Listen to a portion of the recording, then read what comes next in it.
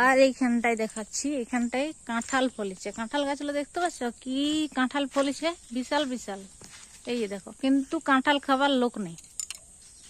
ছোট সময় একটা সময় ছিল কাঁঠাল খাওয়ার জন্য ছুটি বলতাম, এখন কিন্তু কাঁঠাল আর কেউ খেতে চায় না। ওই আছে দেখতে ভালো, কেউ আসে তো নিয়ে যায়। এই দেখো বিশাল বিশাল কাঁঠাল, বীজগুলো কিন্তু রান্না করে খাওয়া হয়। এটা এখনো পাকে নেই, না না পাকাপাকি এখনো হয়নি।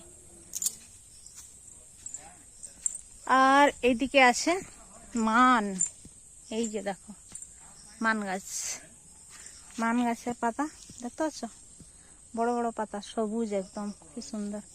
আর এই পাশে একটা সন্না গাছ আছে, এইখানটায় আছে বেল গাছ, আর ওই পাশে আছে কলা গাছ, দেখছো?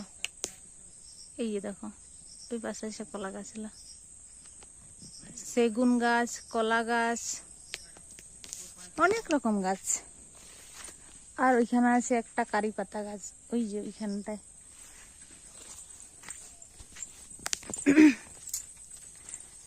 আর এই কতগুলা, এগুলা না লাগাবার আছে না কিছু চাষ করার আছে, এমনিতেই হয়ে যায়, কিন্তু তবু খাওয়ার লোক নেই।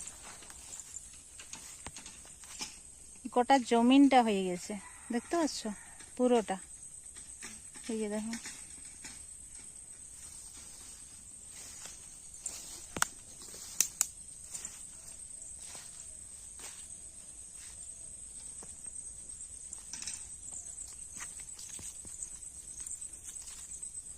বিশাল বিশাল সেগুন গাছ, নিম গাছ, অসাধারণ জায়গা, সবুজে সবুজ। গ্রাম বাংলার যে একটা জায়গা, যেমন না দেখলে মানে বোঝা যায় না। সবুজ প্রকৃতির সাথে নানা রকম গাছ, খাবার গাছ থাকে, তারপরে আগে এমনি গাছ থাকে, তারপরে ফল ধরা গাছ, ফুল দিয়া গাছ। এটা হচ্ছে সজনে গাছ, এই দেখো সজনে গাছের তো গুণেই গুণ, যাদের হাই প্রেশার আছে তাদের এর জল করে খেতে পারে।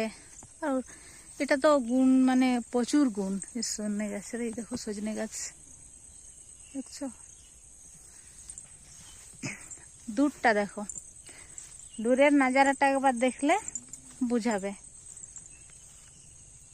চারদিকে শুধু গাছ। ওই যে একটা তাল গাছ দূরে,